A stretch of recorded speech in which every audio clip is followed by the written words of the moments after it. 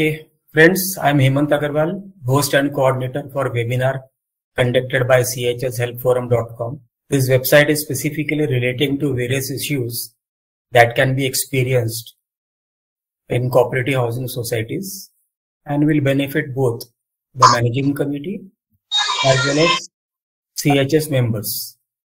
The website has very simple language articles, draft of application, acts, rules, etc. It has webinar videos and more is being added as and when time permits. We are going to be speaking on inspection of the society affairs that is covered under section 89A of the MCAs Act.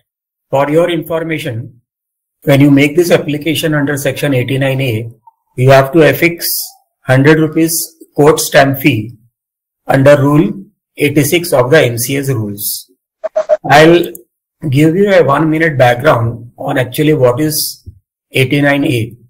89A वो चीज है जिसमें registrar society का records, registers, working वगैरह का inspection कर सकता है और वो ये देख सकता है कि सोसाइटी कानून का पालन कर रही है या नहीं कर रही है, सारे रिकॉर्ड्स और रजिस्टर्स प्रॉपरली रखे हुए हैं या नहीं रखे हुए हैं, और जो सोसाइटी के जो प्रिंसिपल्स हैं, business principles in the sense no profit no loss basis, कोई ज्यादा तो चार्ज नहीं कर रही है, मैनेजिंग कमेटी के मिनट्स वगैरह सारे ठीक से लिख रही है नहीं लिख रही है, एजीएम वगैरह प्रॉपरली कंडक्ट कर रही नहीं कर रही है, रिटर्न्स वगैरह जो है फाइल कर रही है नहीं। रिटर्न्स का मतलब जैसे एजीएम के मिनट्स है, balance sheets, audited balance sheet reports वगैरह होते हैं, ऑडिट रेक्टिफिकेशन रिपोर्ट्स हैं वगैरह वगैरह। In other words nothing is exempted, कोई भी चीज छूटी नहीं है इस 89A के इंस्पेक्शन से। टिपिकली ये इंस्पेक्शन सरकार अपने खुद के पैसे से करती है depending on description of the registrar. पर 90% of the time the registrar does not levy any charges on the applicant, मतलब जो अप्लाई करता है इंस्पेक्शन के लिए उसके ऊपर भी कोई चार्जेस नहीं होता है और ना तो कोई सोसाइटी के ऊपर भी कोई चार्जेस होता है। एक महत्वपूर्ण चीज ऐसी भी है कि ये इंस्पेक्शन कोई भी करा सकता है, कोई भी मतलब आप, मैं, ये जरूरी नहीं है कि आप उस सोसाइटी के मेंबर हो। बगल के सोसाइटी में रह रहे हो, आपको ऐसा लगता है कि इस वाली सोसाइटी में ये सारे गड़बड़ी चल रही है, उसका आपके पास डॉक्यूमेंट्री एविडेंस वगैरह है, तो आप अपना एक अर्जी कर सकते हो और टेल द रजिस्ट्रार कि सर आप सू मोटू अपनी मर्जी से इस चीज का इंस्पेक्शन करो based on so and so documents. आज के हमारे स्पीकर हैं एक्टिविस्ट नैमिष ब्रह्मभट्ट, जो गोरेगांव के एक सोसाइटी में रहते, गोरेगांव ईस्ट के सोसाइटी में। उन्होंने अपने सोसाइटी में 89A का इंस्पेक्शन कराया। नैमिष हमारे साथ पहले भी वेबिनार कर चुके हैं एज ए स्पीकर। उन्होंने अपना उस समय का तजुर्बा किया। आज वो तजुर्बा बताएंगे कि 89A के इंस्पेक्शन के बाद में क्या क्या हुआ और सोसाइटी कैसे उनके साथ में बिहेव कर रही है, रजिस्ट्रार उनके साथ में कैसे बिहेव कर रहा है, कितने डॉक्यूमेंट मिले कितने नहीं मिले वगैरह वगैरह, और उनका एक्सपीरियंस क्या क्या रहा और सोसाइटी के साथ में और रजिस्ट्रार के साथ में कितनी क्या स्ट्रगल करनी पड़ रही है। मिस्टर नैमिष, आपका स्वागत है। Please proceed and share your good और bad experiences with our friends. Thank you sir. Thank you. Yeah first of all everyone, good evening. ये यात्रा थोड़ी कठिन तो है पर करनी पड़ती है और मैंने कोशिश की है कि मैं सबके लिए, भले के लिए लड़ूं। सोसाइटी के अंदर कोई भी, सब गुड नोट्स में आना चाहते हैं या कुछ डरते हैं या कुछ तो है। जैसे हमारी सोसाइटी में मैं कहूँ तो 101% डराते हैं। मैं डरा नहीं। मेरा ये सिलसिला शुरू हुआ कंपाउंड इंटरेस्ट से शुरू हुआ। आज उस कंपाउंड इंटरेस्ट को ये मान नहीं रहे हैं, मगर लीगल जो भी डॉक्यूमेंट्स है वो तो बता ही देते हैं कि कंपाउंड इंटरेस्ट क्या है। तो इस बेस पे उसके बाद मैंने इनसे काफी चीजें मांगी। मैंने कहा कि जो हमारी इनकम है इसका हमें कोई बेनिफिट नहीं हो रहा है, तो आप मुझे दीजिए। तो उसका मुझे आप ब्यौरा दो कि भाई पैसा कहाँ जाता है। ये यहाँ पर उनको थोड़ा लग गया, तो इन्होंने मुझे धमकियां देना शुरू कर दिया, प्यार से धमकियां कि आप ये सब चीजों से दूर रहे। आपका कंपाउंड इंटरेस्ट का सॉल्व हो गया मैटर और आपको रिलीफ भी मिल गया है। तो मैं बोला मुझ पर एहसान नहीं किया आपने, रिलीफ दिया। जो भी आपने किया है आपको बाय लॉज के हिसाब से करना है। 72 है, क्या बताता है, इंटरेस्ट आप लगाओ उतना लगाओ कि आपको कंपाउंड इंटरेस्ट नहीं होना चाहिए।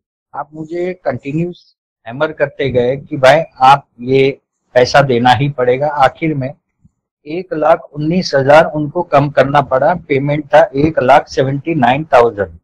आप सोचो इतना कंपाउंड इंटरेस्ट था।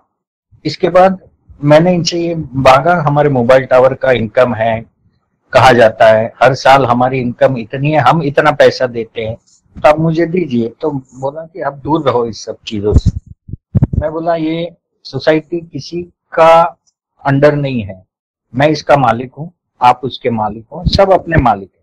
12 जन सोसाइटी को उसी अंदर म्यूजिकल चेयर में खेल रहे हैं और सोसाइटी चला रहे हैं। आपको ना किसी को आने देना है ना किसी को जाने देना है, उसी के ग्रुप में। यहाँ से संशय पैदा होता है। दूसरी एक बात कि हम लोग ये चैटिंग करते हैं वेबिनार के अंदर। वेबिनार में हम जो चैट करते हैं एक दूसरे के प्रॉब्लम्स क्या है वो जानने के लिए, मगर जैसे गूगल आजकल एस्पिरिन और ये बीमारी का ये दवा ये सब बताता है, तो वो पढ़ के हम तुरंत दवाई नहीं ले सकते, डॉक्टर के पास जाना पड़ता है हमें। तो 89A के लिए मैं डॉक्टर के पास गया, तो डॉक्टर जो है legal adviser, professional legal adviser, तो हम जब उनके पास जाते हैं तो वो करेक्ट राह दिखाते हैं। मुझे तो मालूम नहीं था 89A क्या है, मैं तो जब चल रहा था। सो मैं अपने लीगल एडवाइजर के पास गया, सो एंड सो से मुझे उनका रेफरेंस मिला। इससे पहले मैं बहुत एडवोकेट के पास गया, पर हमें एडवोकेट के पास जाना ही नहीं है, हमें लीगल एडवाइजर चाहिए। सो मैं जब लीगल एडवाइजर के पास गया तो उन्होंने मुझे बहुत ही ओपनली बोला कि आपको मेंटल हैरेसमेंट होगा जो आपको लेना नहीं है, आपको इसमें कोई फायदा नहीं होगा, पैसे का तो कुछ भी फायदा नहीं होगा, सोचो। दूसरा तीसरी चीज, आप जो करोगे आपने अपनी जेब से खर्चा करना है, या फिर आप कुछ 8-10 मेंबर खड़े कर दो तो आपका जो भी खर्चा है वो डिवाइड हो जाए। तो मैंने कहा सर कोई भी नहीं आने को तैयार है, सब पीछे से खड़े हैं, वैसा बोलते हैं। सो ये लीगल एडवाइजर, हम जब बोलते हैं कि वेबिनार में कि मेरा सो एंड सो प्रॉब्लम है, somebody please guide me sir, please guide me sir, please guide. So ये गाइड करने से कुछ नहीं होता है। आप डायरेक्ट पहले एक आइडिया मिल गई, उसके बाद लीगल एडवाइजर से मिलिए, आपका काम बहुत फास्ट होगा। अब मेरा काम क्या फास्ट हुआ, मैं इस पे आता हूँ। मैंने कहा कि आप मुझे ये सब चीज का अकाउंट दीजिए। ये अकाउंट मांगना मतलब बहुत बड़ा इनके लिए खतरा था, क्योंकि हमारी सोसाइटी में अकाउंट जैसा रखा नहीं। I&J रजिस्टर क्या है, आई डोंट थिंक सो कि उनको पता है। एक रजिस्टर में मीटिंग का सिग्नेचर होता है, वही सिग्नेचर को वो चलाते हैं रेजुलेशन पास करने की। कल को तो वो उस सिग्नेचर का कुछ भी इस्तेमाल कर सकते हैं। तो सारी चीजें मैंने उनको बताया रजिस्ट्रार को, और रजिस्ट्रार ने भी सुना ये। अब मेरे कहानी में ये आया कि भाई मैं क्या करूं, तो सर ने बोला कि आप 89A करो। 89A में सारा इंस्पेक्शन आता है, आपको क्या क्या इंस्पेक्शन करना है वो आप बता दो। 5 मुद्दे ही मैंने दिए, मगर उस 5 मुद्दे में 50 चीज कवर हो जाती है। और ये 89A आपका बेस है, बिल्डिंग बनाने के लिए हमने बेस मजबूत करना है, बाकी का अपने आप फट फट फट फट होते जाएगा। तो 89A में इतना आ गया कि 2019 सितंबर में इसका फर्स्ट टाइम ऑर्डर आया, और जो इंस्पेक्टर को अलॉट किया था, जो अपॉइंट किया था, वो इंस्पेक्टर की कृपा से मेरा काम नहीं हुआ। सोसाइटी को बल मिला, मेरा काम नहीं हुआ। मुझे संशय आया, मुझे ऐसा हुआ कि 2 महीना हो गया है, ये आदमी कुछ काम नहीं कर रहा है, और राजा मी कर तो। मैं बोला केवा करना, एवरी टाइम आपने जब भी आप ये करे अपना रिकॉर्डिंग ऑन रखना है फोन का, जो मुझे सर ने बोला था। तो मुझे डाउट आया कि ये काम नहीं होने वाला है। मैं गया रजिस्ट्रार के पास, ये आदमी को चेंज करो, मुझे नहीं चाहिए, ये काम नहीं कर रहा है। अरे नहीं कर देगा, हमने बात किया, जो पी वार्ड का ऑर्डर बनाने वाला है ना, वो आपको रोकते जाएगा। मैंने बोला नहीं, मैंने आपको बोला मुझे चेंज करना है, मतलब चेंज करना है। मैं गया सर के पास अंदर, तो साथ में वो भी आया था. मी सांगितलं त्यांना की थांबा थोड़ा टाइम, हे करणार ते चांगले आहे ऑफिस. मैं बोला चांगले सब है, मैं तो नहीं बोल रहा हूँ, पर मेरा डिले क्यों हो रहा है. तो उन्होंने बोला कि आपको नहीं चाहिए, दूसरे चाहिए. तो मैंने बोला हाँ दूसरा. सेकंड को किया, सेकंड ने थोड़ा स्पीड बढ़ाया. उसके ऊपर सोसाइटी ने क्या किया आप बिलीव नहीं करोगे, एसोल्टेंस के क्रिमिनल ऑफेंस लगा के 3-4 दे दिया, ठोक दिया उसको, क्योंकि वो थोड़ा स्ट्रिक्ट था. मैं ये टाइम पे आ रहा हूँ, मुझे निकाल के दो, मैं नहीं जानता, मुझे रजिस्टर चाहिए, ये सारा चीज चाहिए, लौका के दो, तुम्हारे हिसाब से मैं नहीं चलूंगा. और उनका मराठी में बोलना थोड़ा आदत ऐसा है, टोन ऐसा है. और हमारे सोसाइटी में तीनों फीमेल है, रखी गई है फीमेल को, जबकि पहले नहीं थे फीमेल. मगर देखा कि अभी ये सारी चीजें हो रहे तो आप आवाज नहीं उठा सकते हैं, क्योंकि आपको क्रिमिनल में खींचना है, सिविल में आप फंसे हुए हैं. अंडर सेक्शन 32 क्या बोलता है कि आपको सारी चीज देनी है, हर मेंबर को देनी है आपको, चाहे वो दूसरे मेंबर का भी मांगे सीएचएस के लेवल में डिटेल, आपको देनी है. नहीं दिया तो क्या है, सबसे पहला 25,000 उनको फाइन है. तो ये सारी चीज उन्होंने नहीं की, तो ये हमारे सेकंड ऑफिसर के ऊपर डाल दिया, 3 ऑफेंस दे दिया लेटर. तो वो बोला कि अभी तो ये किया, क्या करूं. तो सर ने बोला, रजिस्ट्रार ने, यू डू वन थिंग, एक काम करो तुम्ही त्यांना इथे बोलवा, त्यांचे सारे जितने भी उनके पेपर्स हैं, लीगल डॉक्यूमेंट सारे इधर बुलाओ.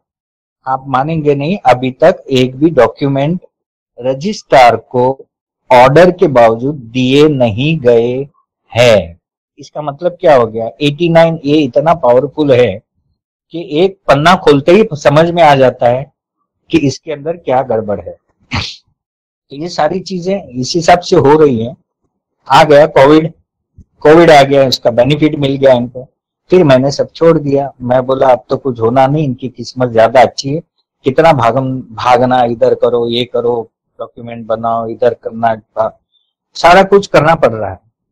उस बीच में मैंने सर को वापस फोन किया. सर मतलब मेरे लीगल एडवाइजर है, सर क्या करूं आगे, ऐसा ऐसा हुआ है. इन्होंने 4 एड्रेस दिए मुझे, लोकायुक्त, पुणे का रजिस्ट्रार, सीएम का एड्रेस, ये सारी चीजें लेटर दो. उसके बाद हमारे सेमिनार से मुझे पता चला कि अपनी सरकार में भी डालो. मैंने ये सब किया, उसके बाद भूल गया. मैंने किया और उसके बाद भूल गया. 3 महीने के बाद, ये अभी कुछ 5वां महीना है, मतलब समझ लो 5 महीने पहले लेटर आया. किसका, तो वो अभी कुछ 2-3 दिन पहले पूछा गया था कि ये उपनिबंधक कौन है, ये हमारे किस काम के आ रहे हैं. तो वो उपनिबंधक थे, वो डिस्ट्रिक्ट के थे मेरे ख्याल से. सो उनको मेरा लेटर गया हुआ था, जो बैंड्रा में है. वहां से इनको फोर्सफुली ऑर्डर मिला है कि ये पर्टिकुलर ये जो केस है, ये क्यों इतना टाइम खींच रहा है, 2 तुमने चेंज किए, आज तक काम क्यों नहीं हुआ है. अब इनका सामने से मुझे फोन आ रहा है. ये सर ने जो बताया 89 पावरफुल कितना है, सर ने बताया कि इधर आप लेटर लिखो. तो ये सब हमने करना है और मैंने ये किया. अब सामने से उनका फोन आया कि मैं करता हूं सर, आप मेरे को दे दो, जो जिसपे एसोल्टेंस का ये लगाया था क्रिमिनल. मैं बोला अभी तक तो तुमने किया नहीं. करता हूं, तुम लोग सारे ऑफिसर करता हूं ही बोलते हो, मगर करते नहीं हो. असली बात बताओ क्या है भाई, ओपनली बोलो. आगे मैं जो परवड़ता है मैं करूंगा, जो मुझे समझता है मैं करूंगा. तो बोले नहीं मैं करता हूं, आप तो जानते हो मैं कैसा हूं, मैं स्ट्रीक हूं. मैं बोला स्ट्रीक हो, मगर तुम्हारी पुंगी बज गई, उन्होंने बजा दी, उसके बाद तो कुछ हुआ नहीं. फिर मैंने उसको हाँ बोला. 1 हफ्ते के अंदर मुझे फिर इंट्यूशन हुआ कि आदमी काम नहीं करने वाला है, क्योंकि जब मुझे रात को नींद नहीं आती तो समझना कि मैं सच में जा रहा हूं. तो वो रात की नींद मुझे जो थी, 3 बजे मुझे ऑर्डर मिला कि तू जा सुबह और चेंज कर इसको. मैं गया और वहां पर जाकर मैंने सर को बोला भाई ये नहीं करने वाला, आप चेंज करो. उसने बोला मेरा तबादला हो गया, और वाकई उसका तबादला हो गया. कुछ गड़बड़ हो गई थी, तो वो तबादले के लिए वहां पर चले गए वो. तो अब बोलते हैं, मैंने बोला तुम जब इधर नहीं हो, न्यू बॉम्बे में हो, तो ये केस कैसे हैंडल करोगे? सर ने भी बोला 10 दिन के अंदर, 7 दिन के अंदर मुझे ऑर्डर का रिपोर्ट चाहिए, सच जे काय है सच तुम्ही आणा। तीसरे दिन उसने बोला मैं नहीं कर सकता, क्योंकि ये पावर जो आया 89A का, 89A काय है तुम्हाला माहित आहे का, ऐसा उनको बोला, तुमको 1 हफ्ते के अंदर मुझे रिपोर्ट देना है। उसने बोला मैं नहीं कर सकता। अब आया तीसरा ऑफिसर, तो तीसरा ऑफिसर जब आया तब ये काम मेरा स्मूथली 5 महीने से चल रहा है, 2 महीना स्ट्रांगली जा रहा है। इसके अंदर बहुत आगे पीछे आगे चलता जा रहा हूं। अब ये जो पिछला गया बेस करने में, और अब इनकी हालत जो हो गई कि पहले को हटाया दूसरे को हटाया, तो ये तो तीसरा लेके आ गया है। तो अब ये तीसरा जो है वो खुद एडवोकेट है, इंस्पेक्टर जो अपॉइंट किया सर ने वो खुद एडवोकेट है, तो इसके सामने तो ये कुछ कर नहीं सकते हैं। तो इन्होंने उनके सामने मेरे ऊपर वही हथियार यूज किया, वुमन एक्ट का, उसके सामने मुझ पर मारने की कोशिश की और बोला कि तेरे को इधर ही मारूंगी मैं करके, मेरे सेक्रेटरी। तो मैं उनके बाजू में बैठा था, इंस्पेक्टर के बाजू में, तो पूरी सेना लेके वो आ गए उनके, जबकि इसके अंदर तो खाली चेयरमैन चाहिए अरे सॉरी सेक्रेटरी चाहिए, मैनेजर चाहिए और कोई नहीं चाहिए। तो इसके अंदर मैनेजर, चेयरमैन, ट्रेजरर, 3 उसके दूसरे जो भी वर्कर है वो, और चौथा मैनेजर, पूरी सेना लेके आ गए। मीन टाइम मैंने भी एक मीटिंग की, तो ऊपर वाले की दया से कुछ मेंबर्स आ गए मेरे पास, और वो मेंबर्स आ गए, 12 मेंबर्स कुछ हो गए, तो ये डर गए और ये बोल गए कि अगर आ गए तो हमारा तो ऐसा होगा, क्योंकि उनका 16 जन का ही ग्रुप है और हमारे मीटिंग में 20 से ज्यादा आते नहीं है। अब कमिंग टू 89A की इसका ऐसा इफेक्ट हुआ ये 3rd इंस्पेक्टर के आने से कि ये मुझे मारने पे तुले। मैं वहां से उठ गया, क्योंकि मुझे सर वो जो इंस्पेक्टर थे उन्होंने बोला कि आपको शांत रहना है, आपको इसमें सामने जवाब नहीं देना है, जो कुछ है हम जवाब देंगे, आपको जो पूछेंगे आपने हमको बोलना है, आपने इनसे बात नहीं करनी। मैं बोला मुझे तो बात करनी ही नहीं है, मगर इस बात को हटाने के लिए ये कर रहे हैं। अब इनके सामने कंपाउंड इंटरेस्ट की सारी चीजें लाते गए, ये नहीं सोच रहे हैं कि इसमें वही फंस रहे हैं। कंपाउंड इंटरेस्ट मतलब गलत काम कर रहे हैं आप। तो बोले इसके पैसा मांगा, हमने दे दिया, हाथ पैर जोड़े, ये मतलब मेरी बुराई करना शुरू कर दी। इसमें बुराई नहीं चलती है, इसके अंदर जो चलता है तुम सही डॉक्यूमेंट दिखाओ।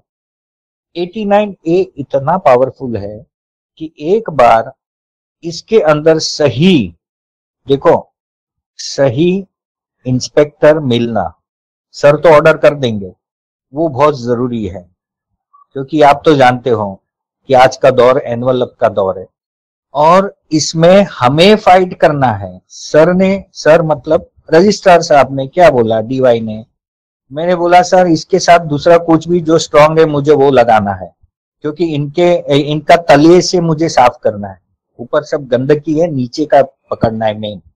तो बोले कि 89A इतना जल्दी बंद नहीं होगा, 89A को छोटा मत समझो तुम। 89A जो है डिससेटिस्फेक्शन अगर मेरा है, मेरे ऊपर ही है, ये उनका नहीं है। उनका एक मिस्टेक आ गया मतलब उनकी 100 मिस्टेक हो गई, they are in two bracket आ गए उनके अंदर। मगर आप इसमें सेटिस्फाई हो कि नहीं तो फिर दूसरी तरफ। तो 89A तब तक चलेगा जब तक मुझे सेटिस्फेक्शन नहीं मिलता। तो ये था मेरा कहानी में जिस तरीके से सोसाइटी बिहेव कर रही है। इन्होंने अभी प्लान लेटेस्ट मीटिंग किया, स्ट्रक्चरल रिपेयरिंग में पहले वाले का हिसाब नहीं दे रहे हैं, अब वाला जो कर रहे हैं इलीगल तरीके से कर रहे हैं, उसको मैंने बंद किया। तो बंद करने के बाद लीगल में इलीगल काम कर रहे हैं। लीगल में इलीगल काम करने का मतलब क्या है कि भाई हमने एनवलप खोलना है, हमने ये सब करना है, तो वही चीज को वो खुद डाल के वो कर रहे हैं। हमारे एक्स सेक्रेटरी और हमारे सीए सोसाइटी को रिमोट कंट्रोल से चलाते हैं। जो मुझे दया आती है हमारे जो रनिंग अभी प्रेजेंट सेक्रेटरी और ये हैं उनके ऊपर, कि वो सिग्नेचर कर रहे हैं और फंस रहे हैं वो, मगर है रिमोट कंट्रोल। अब इसके अंदर इन्होंने क्या किया कि अभी कोई रास्ता नहीं है ब्रह्म भट्ट को चुप करने का, तो क्या करेंगे, वही 12-16 जन मिलके मेरे पे FIR करने की सोच रहे हैं। कि भाई ब्रह्म भट्ट ने हमारा बदनामी किया, ये कर दिया, ये उन्होंने एजेंडा में डाला। 2 साल के बाद एजेंडा में डाला, there is a inspection going on 89A which is given by mister Brahm Bhatt to do in on society, जो भी है इन्होंने ब्ला ब्ला लिखा। तो मैं बोल रहा हूं कि ये चीज तो मैंने उनको 19 के एजीएम में बोला था, सितंबर में, सॉरी, कि आप बोलो कि 89A चल रहा है। वहां मेरे साथ 16 वर्सेस 12 वर्सेस मैं अकेला, हमेशा हर मीटिंग में 12 वर्सेस मैं अकेला। कुछ भी ऐसा निकालना है तो 12 एकदम ग्रीन हैंड सिग्नल दे देते, हाँ निकालो। 0 to 21% इंटरेस्ट लगाना है अगर डिफॉल्टर है तो, अगर पेमेंट नहीं दे सके तो ये डायरेक्ट 21 का आंकड़ा पकड़ते हैं। बैंक जरा 7.6 लगाती है, 7.8 लगाती है, और तुम काय के लिए 21 लगा रहे हो। तो जब मैं बोला उनको, ये बताया, तो ये बोले कि नहीं हमको 21 ही लगा। मतलब ये पूरा ग्रुप जो है वो पैसा खींचने के लिए बैठा है। 5 साल हुए नहीं कि भाई चलो कंस्ट्रक्शन का निकालो और पैसा निकालो, थोड़ा बांटो इसको कॉन्ट्रैक्टर को, और वो कॉन्ट्रैक्टर बांटता जाएगा किसको किसको वो मालूम नहीं। तो मैंने बोला कि अभी 10 साल हो जाने के बाद 5 साल 5 साल, फिर 30 साल हो जाएगा, फिर क्या होगा हर 3 साल। मतलब ये तो धंधा बन गया है। तो जब 89A आ गया है तो 89A से आगे मेरा बहुत कुछ काम होने वाला है, हो रहा है। अगर हमारा सेमिनार 15 डेज के बाद होता तो काफी एक्शन आपको और सुनने में आती, मगर जब न्यू आएगा तो मैं सर को वापस रिक्वेस्ट करूंगा और वो एक्शन आपको बताऊंगा। तो ये था सर हेमंत जी 89A के लिए, और मेरी सोसाइटी के अंदर जो रिएक्शन हो रहा है वो रिएक्शन भी तगड़ा हो रहा है। मुझ पर मेंटल हैरेसमेंट का FIR करने की सोच है, जबकि ये सिविल मैटर है। और हाँ, मैं ये भी बोलता हूं कि आप जब 89A डालते हो या इंक्वायरी कुछ भी डालते हो तो आपको ये श्योर होना चाहिए कि आप सही हो, आप गलत नहीं हो। आप सही हो तब जाके आगे बढ़ो। साथ में आपने बहुत फॉलोअप करना है, जैसे मुझे हेमंत सर ने मुझे ये बताया था, मेरे एडवाइजर ने, कि आप इसके अंदर फॉलोअप करते रहो, बैकअप मत, पीछे मुड़ के देखना नहीं, आपने चलते ही रहना। साथ में मैं पुलिस कंप्लेन भी करते गया, और अभी भी मेरी कंप्लेन है, क्योंकि मेरे साथ कुछ भी हो सकता है। और ये जो 12 जन है जब भी हो मार, उनमें कुछ लोग तो ऐसे आते हैं जैसे कि इसको अभी मार डालेंगे, मारेंगे, आदमी बुलाएंगे। अरे तू हाथ उठा के दिखा ना, आदमी को क्यों बुला रहा है? बोलने की ताकत नहीं है, बस आदमी बुलाएंगे। आदमी तो क्या मेरे पास आदमी नहीं है, आदमी बुलाने के लिए ही खड़े है बस, और तुरंत फोन करेंगे अपने अपने हस्बैंड को, आ जाओ, हस्बैंड आ जाएंगे। तो मैं अकेला 12 जन को मेंटल हैरेसमेंट 89A से दे रहा हूं, आप सोच लो। ये कहते हैं रामायण में, बिना न मानत जड़ 3 दिन बीत गए। राम जी ने फिर कहा कि अब तो भाई तीर उठाना ही पड़ेगा, भय बिनु होवे न प्रीत। तो इस तरीके से ये अपना तीर है, ब्रह्मास्त्र है, आप लड़ो और सही में आपको फायदा होगा। उससे पहले अकेले मत जाओ, इसको पूछा उसको पूछा, उससे नहीं, डॉक्टर को साथ में लो। आप जितना हो सके अपने पास तो अपने ग्रुप में है उसका इस्तेमाल कीजिए। प्रोफेशनल बेस पे जाइए, प्रोफेशनल में ज्यादा कुछ खर्चा नहीं है, मगर आपका बहुत काम सॉल्व हो जाता है। मैंने आपको 2 बात बोला, आपने वो बात देखे, आप अपने हिसाब से ट्रैक में गए, फिर आप कहीं फंस गए। तो मैं आपको कुछ बोलूं उससे अच्छा आप एडवाइजर को, लीगल एडवाइजर को लो। यहाँ आपने एडवोकेट, वकील, केस जाना ही नहीं है। रजिस्ट्रार के पास डिस्ट्रिक्ट में जब आपका माल गया, कंप्लेन गया, आपका कंप्लेन जब इनके पास गया, आपका काम सॉल्व होना ही है। लोकायुक्त में आपका सीएम के उसमें जब गया तो आपका काम आज नहीं 3 महीने के बाद आएगा ही आएगा। आप भले, मैंने बंद कर दिया था दुकान, आया ना, उसके बाद फिर खोला। तो ये सर आपको जो भी आपके लीगल एडवाइजर करेक्ट हैं, जो पैसे के लिए नहीं कर रहे हैं, आपके फायदे के लिए कर रहे हैं, उनके पास आप जाइए। थोड़ा मामूली फीस तो हर एक लेंगे, क्योंकि बिना फीस के, बिना गुरु दक्षिणा के आपको ज्ञान नहीं मिलने वाला है। तो आप कितना भी हो सके जब भी 89A को यूज करो, छोटी छोटी बात में भी आप 89A पहले शुरुआत वहां से करो। आप ये श्योर हो जाओ कि यहाँ पैसे का गबन हो रहा है, आप ये श्योर हो जाओ कि यहाँ पर मिस मैनेजमेंट बहुत खराब है। छोटी मोटी को छोड़ दो क्योंकि आपने टाइम देना पड़ेगा, पर बड़ी चीज अगर है so you must apply 89A। आपको कुछ भी नहीं होगा, जस्ट फॉलो करो, उसको फॉलो करो under instruction of your legal adviser. ये वेबिनार जो है वो हमने हमारे लिए जो बनाया है वो कुछ सोच समझ के ही बनाया होगा, मगर इसका आजकल लोग ज्ञान देना चालू कर देते। मैं ज्ञान नहीं दे रहा हूं, मैं अपना एक्सपीरियंस बोल रहा हूं। मैं काफी कुछ सीखा, मैंने इतना सीखा कि CHS के अंदर एक बात क्लियरली बोल दूं कि ये सोसाइटी, मैं 95% बोलता हूं कि सोसाइटी अच्छे से रन होती है, नहीं होती है, सॉरी 5% सही लोग हैं। एक तो ये अपने आप को मालिक समझ बैठते हैं, सबसे पहला ऊंची आवाज में बात करेंगे आपसे, वो मेरे बाप नहीं है, मैं मालिक हूं, मैं उसका नौकर नहीं हूं। नीचे आवाज में बात करना है, तुम मुझे ऑर्डर मत करो। हमको प्लीज प्लीज करके बोलते हैं, वो हमें प्लीज करके नहीं बोलते, ऑर्डर करके। उनको हक नहीं है ऑर्डर करना। आपको नहीं पसंद आप लेटर लिखो उनको, पर 3-4 लेटर, उसके बाद टाइम वेस्ट मत करो। भय बिना होए न प्रीत, मारना है सीधा। उसके बाद एक्शन, रजिस्ट्रार के पास जाओ। रजिस्ट्रार 15 दिन में जवाब नहीं देंगे, 15 दिन वापस लो, उसके बाद सारा मैटर वापस भेजो 3-4 जगह पर। Okay, thank you sir. Okay, आप कह रहे थे कि आपके ऊपर FIR करने का सोसाइटी सोच रही है जी। आपको डर लग रहा है उससे? नहीं सर, मुझे मेरे जो एडवाइजर हैं, लीगल एडवाइजर, उन्होंने बोला तुम्हारा कोई बाल बाका नहीं कर सकता। क्रिमिनल में तुम्हें दूसरी तरीके से खींचने का ट्राई करेंगे, मगर आपको अलर्ट रहना है। बस इस चीज में जानकारी के लिए मैं ये बता दूं और बाकी दोस्तों के लिए भी ये बता दूं, FIR करना पुलिस का काम है, ठीक है, एग्रीड। सोसाइटी के लोग जाएंगे, FIR करेंगे, उसके बाद में FIR करने के बाद में वो अपने घर चले जाते हैं। पुलिस क्या करती है? पुलिस आपको बुलाएगी, आपका स्टेटमेंट लेगी। पुलिस उस व्यक्ति को भी बुलाएगी जिसने कंप्लेंट किया है, उसका भी डिटेल स्टेटमेंट लेगी।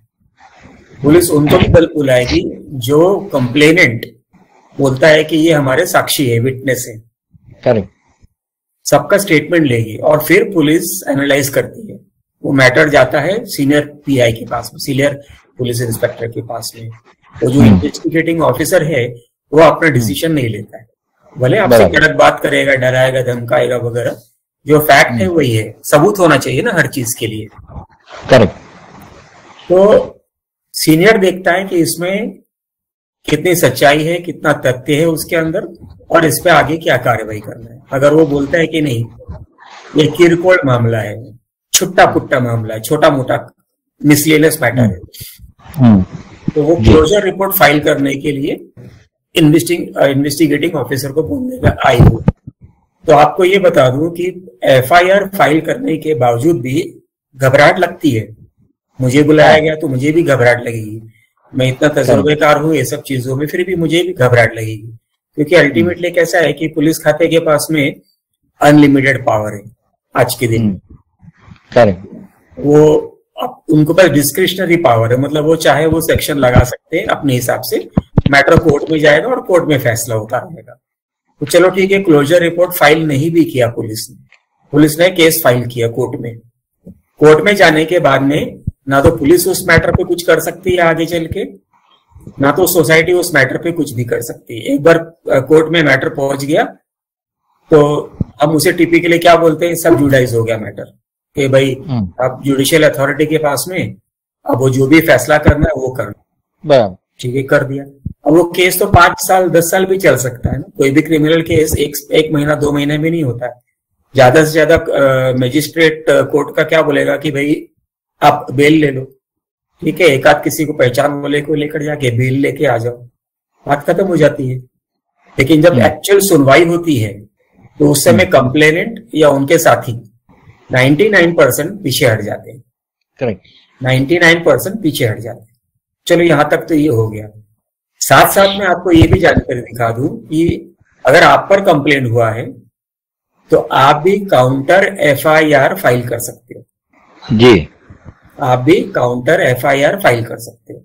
आप अपना 2-3 विटनेस जो ये सब चीजों से सुन रहा है, देख रहा है, कोई ऑडियो वीडियो आपने रिकॉर्डिंग किया होगा, कोई सीसीटीवी का फुटेज वगैरह होगा, कोई कागज पत्री होगी, वो सब आप प्रोड्यूस कर सकते हो उस चीज के लिए। एक अभी 89 के बाद में नेमेश जी आप क्या उम्मीद करते हो डिपार्टमेंट से, आप ये बताइए अपने दोस्तों को। हाँ सर, मैं जैसे पहले बोलते हैं कि ब्रह्म भट्ट के पास तो कुछ पैसा है नहीं, हमारे पास तो बहुत पैसा है, ये सोसाइटी बोलती है। मतलब इसका आगे का डॉट डॉट डॉट आप समझ जाओ कि डॉट डॉट डॉट ये है कि कोई भी आपके पास ऑफिसर आएगा उसको पहले क्या किया जाएगा, स्ट्रेट वे पे सोसाइटी क्या करेगी, क्योंकि उनके पास पैसा है। तो ये ऑफिसर्स जितने भी हुए, मैंने बताया कि तालाब की एक मच्छी खराब, उसका मतलब ये नहीं कि सारा तालाब खराब है। हमने सारी मच्छी खराब है ये बात गलत है। जो उस वक्त होना था वो वक्त मेरा खराब था और ये ऑफिसर्स आए, एक गया, मैं हारा नहीं, दूसरे को लाया, दूसरे को मैंने निकाला, तीसरे को लाया। अब तीसरा मेरे फेवर में मेरी नहीं है, काम की फेवर में है, क्योंकि अब जो पावर आया है वो डिस्ट्रिक्ट लेवल से आया है। अब जो पावर आया है वो लोकायुक्त और सीएम के यहाँ से आया है। करेक्ट। तो अभी काम बराबर हो रहा है और मुझे रिएक्शन भी अच्छा मिल रहा है और ऑफिसर्स के साथ भी मेरी बहुत अच्छे से बातें हो रही। सो है, गलत चीज भी है ऑफिसर्स में और सही चीज भी है, मगर सही चीज आपको 10% भी मिल गई ना तो वो जो गलत चीज है उससे ये बहुत स्ट्रांग जाएगा, क्योंकि सच जो है वो ताकतवर अपने आप ही हो जाता है। अभी आपको ये भी चीज बता दूं कि 89A के बाद में अगर उस 89 के रिपोर्ट में ये साबित होता है कि कुछ फाइनेंशियल फ्रॉड हुए हैं या एजीएम टाइम पे नहीं लिया हुआ है या ऑडिट रेक्टिफिकेशन रिपोर्ट जिसको ओ फॉर्म बोलते हैं सेक्शन 82 में वो फाइल नहीं हुआ है, ये सारी चीजें 89A के इंस्पेक्शन में आती है। तो अगर एजीएम टाइम पे नहीं लिया हुआ है, ऑडिट नहीं किया हुआ है, ऑडिट रेक्टिफिकेशन रिपोर्ट ओ फॉर्म नहीं फाइल किया हुआ है, बजट प्रोजेक्शन रिपोर्ट फाइल नहीं किया हुआ है वगैरह वगैरह, तो उस ऑडिट रिपोर्ट के उस इंस्पेक्शन रिपोर्ट के बेस पे आपकी मैनेजिंग कमेटी को 5 साल के लिए डिबार किया जा सकता है। करेक्ट। और अगर कोई फाइनेंशियल मिस अप्रोप्रिएशन साबित होता है, जैसे भाई उसने इंक्वायरी किया कि भाई ये आपने कंप्लेंट किया कि 5 लाख रुपए खर्चा किया हुआ है, तो आपके कंप्लेंट के बेस पे तो पक्का वो कार्यवाही करेगा, बाकी उनका जो रूटीन इंस्पेक्शन का फॉर्म है वो भी करेगा। और अगर उसे ये लगता है कि भाई 5 लाख रुपए का वाउचर नहीं है या बिल्स नहीं है वगैरह, तो अब इसके बाद जो कार्यवाही होती है, दोस्तों को ये बता दूं कि वो 83 के अंदर कार्यवाही होगी। अब 83 के अंदर दूसरा इंक्वायरी निकलेगा उनसे, वो डीप इंक्वायरी जाएगा और उसके बाद में अगर ये साबित होता है 83 इंक्वायरी में कि हाँ ये हकीकत में हुआ है, किसने वाउचर साइन किया है, किसने नहीं किया, टेंडर डॉक्यूमेंट्स अवेलेबल नहीं है, वाउचर्स नहीं है, बिल फेक है, या कैश दिया हुआ है पेमेंट, या टीडीएस नहीं काटा हुआ है, या जीएसटी नहीं पे किया हुआ है वगैरह वगैरह, तो ये सब की inquiry finally liability fixing section 88 में होती है। तो आपने ठीक कहा कि 89A is a very powerful tool. अगर आपको सोसाइटी का झड़ती लेना, जैसे बॉम्बे की में बोलते हैं झड़ती लेना, झड़ती का मतलब है जेब में क्या क्या है, शर्ट के अंदर क्या है, पैंट के अंदर क्या है, जेब के घर के उस कोने में क्या पड़ा हुआ है, ये सब उसको झड़ती बोलते हैं। तो वो जब झड़ती होती है तो बाकी के सेक्शन ऑटोमेटिकली एक्टिवेट होते हैं। अब 89 में ये पता चलता है कि साहब 2 साल 3 साल का ऑडिट ही नहीं किया हुआ है, तो अब वो ऑडिट भी आ जाता है सामने। तो आप जो कर रहे हैं 89 इंस्पेक्शन जो करवाया आपने, जैसे आपने भी बताया कि सिर्फ आपके लिए नहीं करवाया, आपने पूरे सोसाइटी के लिए करवाया।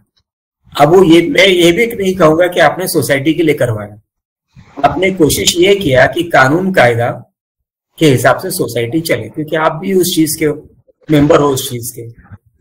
Mister Mohammed Afzal, can I speak to you please? या जी हेमंत जी। हाँ, तो मिस्टर नईमिश को थोड़ा सा आप गाइड करिए, वो एफआईआर वगैरह की जो बात करते हैं, इन्वेस्टिगेशन वगैरह का, तो आपका तजुर्बा अगर आप 2 मिनट में एक्सप्लेन करेंगे तो I will be oblige sir, और अपने बाकी दोस्तों की भी जानकारी हो जाएगी। देखिए, अगर समझो आपने इंस्पेक्शन में पाया कि कुछ चीटिंग हुई है या मनी हैज बीन साइफन्ड ऑफ, और अगर आप बैंक स्टेटमेंट अपना आरटीआई के थ्रू निकालते हैं और आपको उसके एविडेंस मिलते हैं, तो you can approach local police station.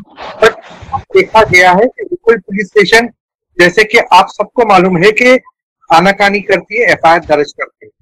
Under that circumstances आप मेट्रोपॉलिटन मजिस्ट्रेट कोर्ट में अंडर 156(3) आप एप्लीकेशन फाइल कर सकते हैं, और एप्लीकेशन जब आप फाइल करते हैं तो आपके पास आप समझ लीजिए रिकॉर्डिंग है या कोई भी ऐसी चीज हो, तो ये बहुत जरूरी होता है कि आप उसका ट्रांसक्रिप्ट डालिए। Also keeping in mind section 65B of Indian evidence act, और आप अपना मजिस्ट्रेट कोर्ट में आप केस फाइल कर सकते हैं। ये भी हमने एक्सपीरियंस किया है कि अंडर दैट सर्कमस्टेंसेस नॉर्मली जो मजिस्ट्रेट कोर्ट जो होती है वो ऑर्डर देती है अंडर सेक्शन 202 कि भाई तो इसमें क्या हो जाता है कि जो पुलिस जो है, जो इन्वेस्टिगेट कर रही थी लोकल पुलिस स्टेशन में, उनको तो वो कोशिश अपना मैनेजिंग कमेटी ट्राई करती है उसको मैनेज करने के लिए। तो क्या हो जाता है कि जब ये मजिस्ट्रेट कोर्ट अगर अंडर सेक्शन 202 में इन्वेस्टिगेशन देती है तो it lands up in the same local police station and the same officer. But यहाँ पे ऐसा है कि you need to keep on going, मतलब यानी आपको यहाँ पे स्टॉप नहीं करना है, you please keep on going. अगर आपके पास एविडेंसेस हैं, सारी चीजें हैं, डेफिनेटली एट द एंड आपको कोई ना कोई समाधान जरूर मिलेगा। सबसे पहला एविडेंस ये है अंडर सेक्शन 32, ठीक है, सबसे पहला एविडेंस। उसके बाद मैं भी इनके थ्रेटनिंग और इससे मैंने 3 बार फाइल कंप्लेन की है नाम के साथ इनके, और मैंने अपने एविडेंस भी दिखाए कि भाई मैं इंस्पेक्शन करवा रहा हूं। तो उन्होंने, मैंने बोला मुझे एफआईआर अगर करना है तो क्या करेंगे, तो जो इंस्पेक्टर थे ऑफिसर, उन्होंने बोला कि ये सिविल मैटर है, सीएचएस का मैटर है, इसमें एफआईआर नहीं होता है। इसमें अगर आप बोल रहे हैं धमकी मिली है, अगर आपके पास कुछ प्रूफ है तो आप हमको दो। अगर धमकी खून करने की, मारने की ऐसी कुछ बड़ी दी है तो हम अभी एफआईआर कर सकते हैं। अगर नॉर्मली तो बोलते तेरे को देख लूंगा, तेरे को मारूंगा, देखना मैं ये करो, हट जा, तो वो धमकी नहीं होती है।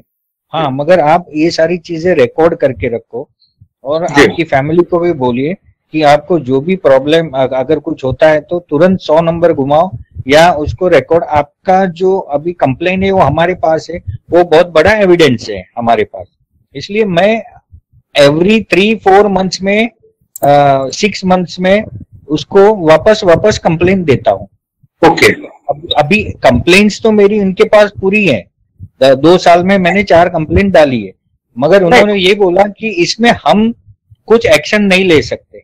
और मेरे पास सारे एविडेंस क्या है कि मेरा मामला चल रहा है रजिस्ट्रार के पास इनके इंस्पेक्शन का। ये मेरा इसमें ऐसा है कि आपको अच्छी तरह मालूम है कि हमारे यहाँ कानून व्यवस्था किस टाइप की है।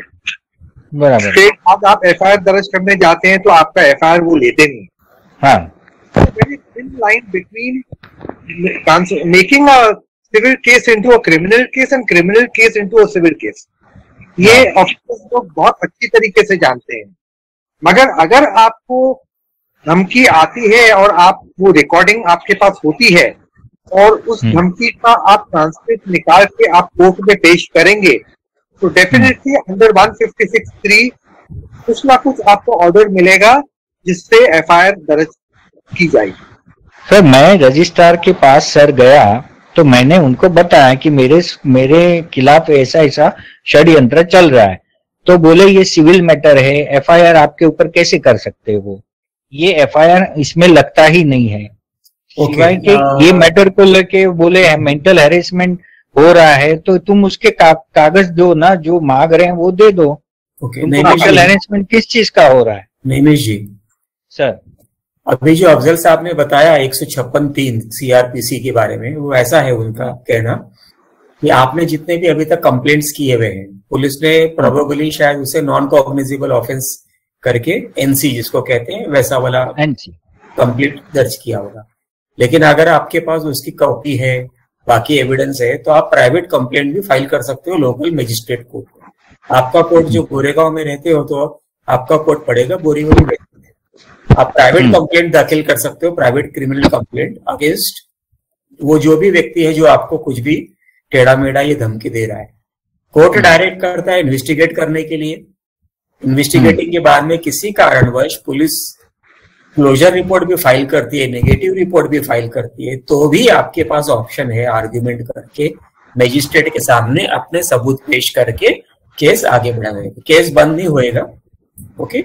और उसके बावजूद भी अगर ऐसा मजिस्ट्रेट को भी लगता है कि नहीं टोटली ठीक नहीं पड़ रहा है, तो आप अपील फाइल कर सकते हो। आपका कोर्ट फिर भी नजदीक पड़ता है दिनदोशी कोर्ट में, और अपील में भी आपको 100% रिलीफ मिलेगा, दैट इज फॉर श्योर।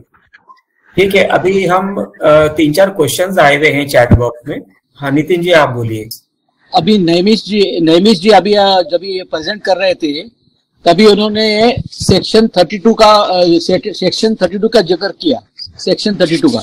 मगर अभी जो लेटेस्ट चेंजेस हुए हैं उसमें सेक्शन 32 का एप्लीकेबल नहीं है ऐसे करके वो आया है। Section 32A is not applicable to housing societies. Okay, the rights of members to ask society, उसमें जो भी सेक्शन आता है, अभी सेक्शन ऊपर नीचे हो गया होगा, पहले 2014 का जो था उसके अंदर सेक्शन 32 में ये है rights of members to ask society. Sir अभी वो सेक्शन 154B 8 हो गया हुआ है। हाँ 154B ब्रैकेट में 8 हो गया है, तो कोई फर्क नहीं पड़ता है उससे। अल्टीमेटली नैमिष जी का कहना ऐसा है कि भाई आप अपना हक जता सकते हो, ऐसे पेपर पूछ सकते हो, और अगर नहीं दिया जाता है तो आप अलग अलग किस्म की कार्यवाही कर सकते हो, जिसमें मैं एक ऐड करना चाहूंगा कि आप इवन कंज्यूमर कोर्ट में मैटर फाइल कर सकते हो सोसाइटी के विरुद्ध for negligence and deficiency. Negligence और डेफिशिएंसी का हिंदी अनुवाद किसी को पता है सर? काम नहीं किया उसको नेग्लिजेंस बोल दिया, गैर व्यवहार किया उसको नेग्लिजेंस बोल लीजिए, वगैरह वगैरह। Sir I have one question. Sir 89A का इंक्वायरी 2019 में हो चुका है, उसके बाद में हमने अभी आरटीआई डाला कि भैया इसका रेक्टिफिकेशन रिपोर्ट सोसाइटी ने क्या दिया हुआ है।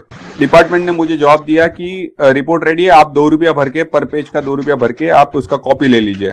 मैं गया ऑफिस में और मैंने बोला 2 रुपये में भरने को तैयार हूँ, दीजिए मुझे कॉपी। तो डीआरसीएस ने बोला हमारे पास रिपोर्ट नहीं है। तो मैंने कंप्लेंट डाली, उसका क्या एक्शन लिया डिपार्टमेंट ने, जो उसमें डेफिशिएंसी थी उसको रेक्टिफाई करने के लिए डिपार्टमेंट ने क्या काम किया हुआ है वो बताइए हमको। सर इसमें ऑलरेडी 4 महीने टोटल निकल चुके हैं, लेकिन डिपार्टमेंट आज दिन तक कुछ रिप्लाई नहीं दे पाई है। रेक्टिफिकेशन हुआ नहीं हुआ कुछ भी नहीं बता पा रही है। तो फिर 89A करने का मतलब क्या हुआ? सिर्फ वो पेपर सिर्फ फाइल में रखने के लिए हो गया, ऐसा कुछ हो गया? डिपार्टमेंट कुछ भी काम नहीं करेगा? मिस्टर हरिया, ऐसा है कि 89 इंस्पेक्शन का जो फंडा है वो डेप्यूटी रजिस्ट्रार के पास में स्टाफ स्ट्रेंथ के ऊपर है। कोई फायदा है या नहीं है वैसा नहीं देखा जाता है। सरकारी काम यूजुअली काफी देर से होता है और ये एक नॉर्मल प्रैक्टिस है। सबर हम लोग को करना है, सबर डिपार्टमेंट को नहीं करना होता है, पर काम होता है, दैट इज फॉर श्योर। देर सवेर से होता है पर होता है।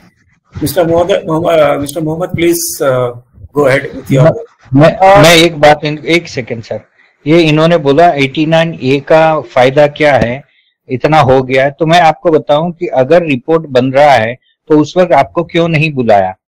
आपको साथ में बुलाना जरूरी है। रिपोर्ट मिलना जो है वो प्रॉपर डॉक्यूमेंट में नहीं, 1 पेज का ही ऑर्डर होता है।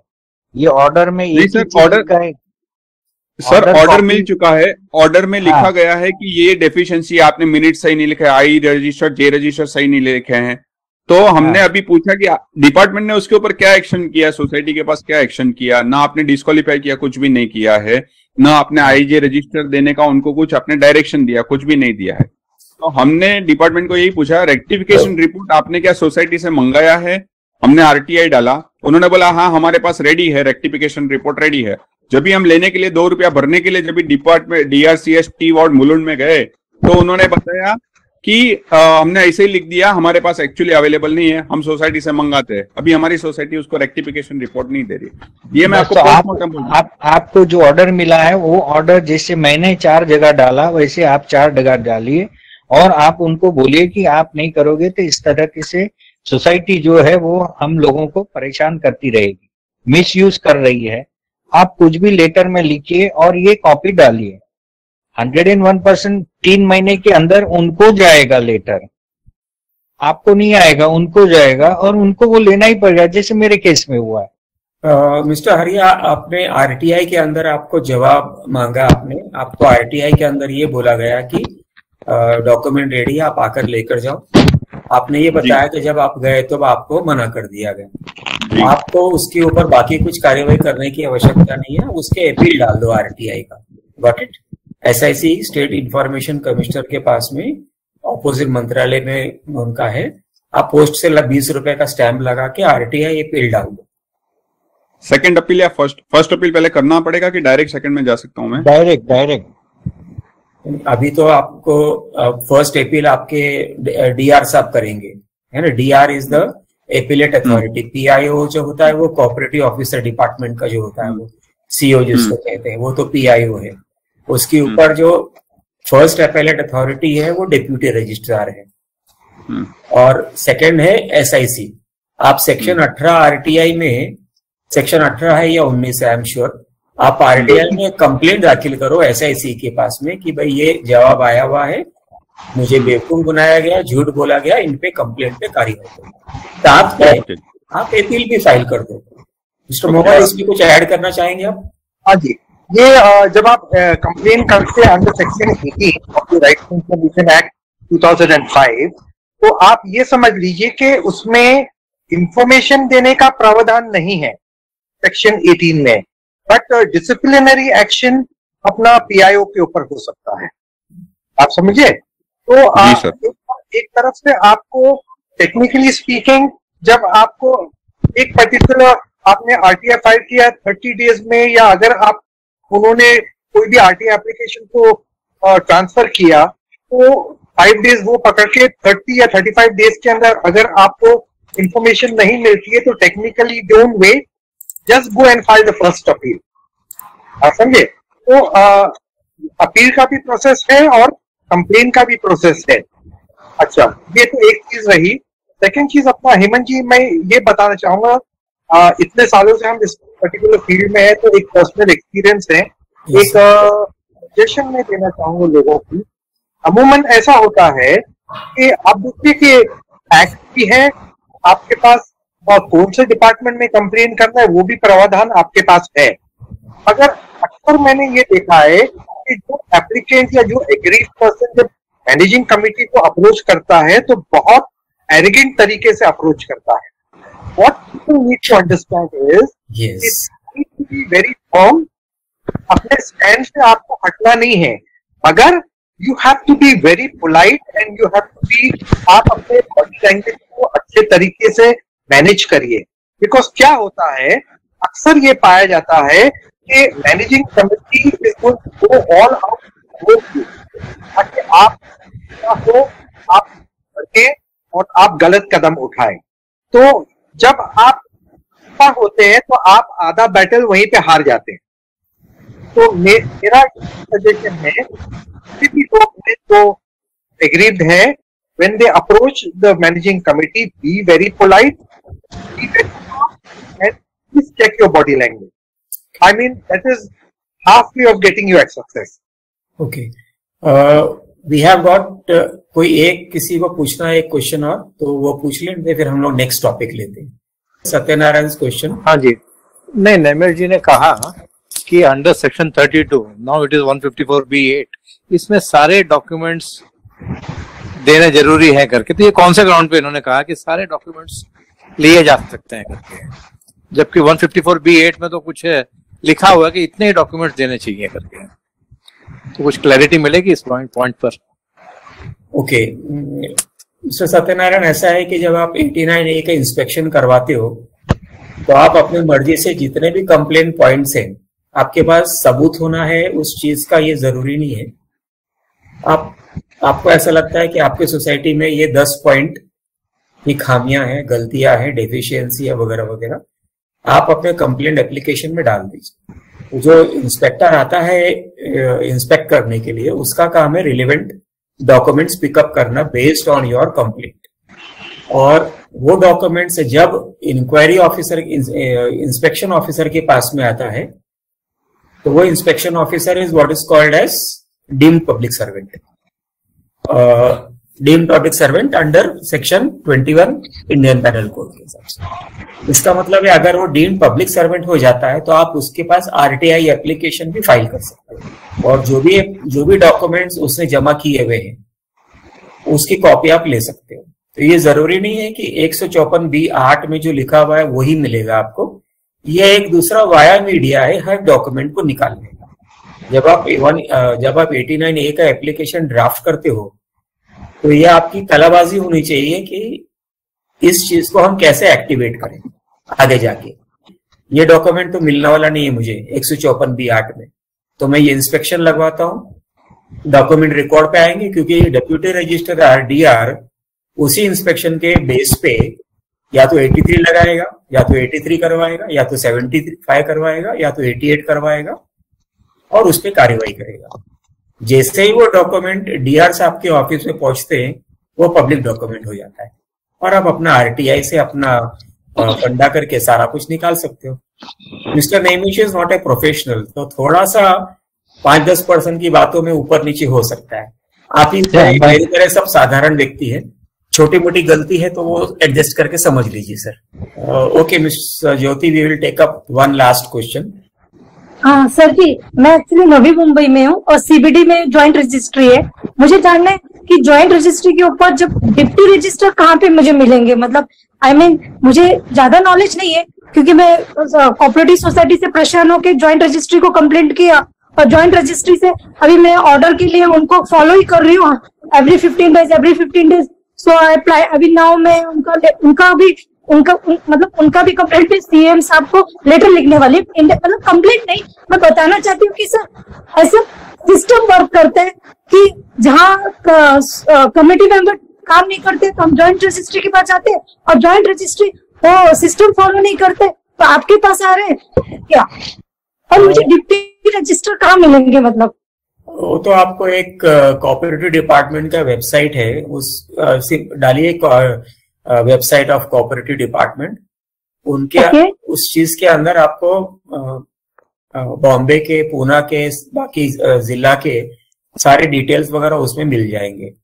और फिर भी अगर नहीं मिलता है तो कोई भी कोऑपरेटिव लॉयर के पास में, या जिस डिपार्टमेंट में आप जाते हो वहीं पे जाके कोई भी कोऑपरेटिव ऑफिसर होगा या हेड क्लर्क होगा, उसको ही पूछ लीजिए कि इस आपके ऊपर जो ऑफिसर है वो कहाँ बैठते। एक्चुअली मैं कोकन भवन में गई थी सर, तो कोकन भवन में डिप्टी रजिस्ट्रार और फर्स्ट फ्लोर पे CM के जो चेयर टेबल है, तो डिप्टी रजिस्ट्रार ने डायरेक्ट पुश ऑन कर दिया कि आप मेरे पास मत आओ, आप ये डायरेक्ट मैटर इनका कंप्लेंट आप CM के पास करो, तो CM टेबल पे करो। नहीं, वहाँ वो लॉजिक नहीं हुआ ना सर, ये 89 का करना है तो मुझे डिप्टी के पास ही करना पड़ेगा। आप ऐसा करिएगा, मिस्टर नईमेश से कांटेक्ट कर लीजिएगा, कोऑर्डिनेट कर लीजिएगा, वो आपको बाकी अथॉरिटीज वगैरह के बारे में जानकारी दे देंगे, फिर आप वहां से आप फॉलो कर लीजिएगा। Okay sir, so thank you sir, thank you. Hello sir, एक छोटा क्वेश्चन है। 89A में मैंने अभी कंप्लेंट रजिस्टर किया हुआ था डेप्यूटी रजिस्टर के पास। हमारे इधर INGA रजिस्टर और फाइनेंशियल मैटर में काफी गड़बड़ है, तो उसने फाइनेंशियल मैटर तो बाजू में रखा, INGA रजिस्टर के लिए बोल रहे हैं हमको प्रिसाइज चाहिए कि कौन से मेंबर्स के नाम गलत है, क्या है, फिर ही मैं एक्शन ले सकता हूँ, उसके बाद नहीं ले सकता। ऐसे ये डेप्यूटी रजिस्टर का जवाब है, वर्बली, लिखित कुछ भी नहीं दे रहे। आपको जब आपने 89 किया है तो आपके जो क्वेश्चन आंसर्स हैं उसके अंदर आपके जो प्रश्न है तो आपको स्पेसिफिक बोलने पड़ेंगे कि मिस्टर रवि शेट्टी का नाम इस पर्टिकुलर फ्लैट के अगेंस्ट में नहीं है, फिर भी आई रजिस्टर में एंट्री कर दिया हुआ है, या तो फ्लैट 101 में रवि शेट्टी का नाम है एग्रीमेंट में, लेकिन और किसी का नाम डाल दिया हुआ है। ओके, तो मेरे को देना पड़ेगा मतलब। और you have to be specific, अपने तरफ से आपसे जो बन सकता है वो आप क्लियर कट उस चीज को गाइड करिए, तो ही आपका काम बनेगा। हाँ, वो तो रेडी है। और फाइनेंशियल के लिए भी वो हमको पूरा प्रिसाइज देना पड़ेगा कि इधर इधर हमारा फाइनेंशियल ये गड़बड़ हुआ है करके। Yes, you have to give some sort of document, कुछ ना कुछ कागज पत्री देना है, सबूत देने हैं या स्टेटमेंट देना है, जिससे वहां का कामकाज आगे बढ़ने के लिए धक्का लग सके। आप ये नहीं सोच सकते कि अपने आप ही सारा कुछ काम हो जाएगा, नहीं होगा। जैसा we will conclude now because हम लोग को सेकंड टॉपिक भी लेना है। नेमिश जी, आपको कुछ और लास्ट कुछ बोलना है? हाँ, ये जो इन्होंने पूछा उसके लिए मैं बताता हूँ कि जब मैंने 89A कंप्लेंट डाला, मैंने फॉलोअप किया 15-20 दिन के बाद मैं डायरेक्ट रजिस्ट्रार के सामने गया, डीवाई के डीआर के सामने, तो उन्होंने ये ऑर्डर इनको दिया कि भाई ये कंप्लेन है, तो इन्होंने कुछ 5-10 पेज का मुझे ये दिया आंसर। सो रजिस्ट्रार के पास मैं लेके गया और वो एक कॉपी उनको दिया, तो बोले ये क्या है, आपको इस मान्य है क्या है? इनका जवाब, आप सेटिस्फाइड? मैं बोला मैं सेटिस्फाइड नहीं हूँ, ये कंटेंट जो है मॉडिफाइड है और अपने आप बनाया हुआ है, इसको 89A से कुछ लेना देना है ही नहीं। मैंने सीधा उनको वो बोला। फिर उन्होंने ऑर्डर निकाला इंस्पेक्टर को, फर्स्ट इंस्पेक्टर को इंस्पेक्शन के लिए। तो कंक्लूजन में ऐसा है कि आपको व्यवस्थित फॉलोअप करना है, बार बार फॉलोअप करना है। अगर आपको ऐसा लगेगा कि सरकारी डिपार्टमेंट आपके एक बार बोलने से आपकी अर्जी पे कार्रवाई कर देगा, तो मेरे समझ से कम भारतवर्ष में शायद ये पॉसिबल नहीं है। मेरा ये 3 साल का फॉलोअप है। हाँ, और उनको ये भी पता है कि ये लड़ने वाला जो है अपने खुद से खर्चा कर रहा है, और जो भी कर रहा है वो रजिस्ट्रार को मालूम है, तो आपने उसको प्लीड करना ही है कि प्लीज इस पे जरा ध्यान दो, जल्दी करो, कुछ हो जाए ऐसा करो, ये बताना ही है और एविडेंस प्रूफ होना चाहिए। ओके दोस्तों, आपके परमिशन के साथ में ये टॉपिक कंक्लूड करते हैं नेमिश जी का। Before concluding I will just like to say कि anybody wanting to join our WhatsApp group for housing society may send me a private message to me and I will include that. So now, with the permission of all the participant friends, we will conclude today's webinar. Thank you all for attending this knowledge sharing webinar. Wishing all our friends a healthy and peaceful life forward. Thank you everybody, and thank you Mr. Mohammed Afzal also for participating in our webinar today. Thank you very much.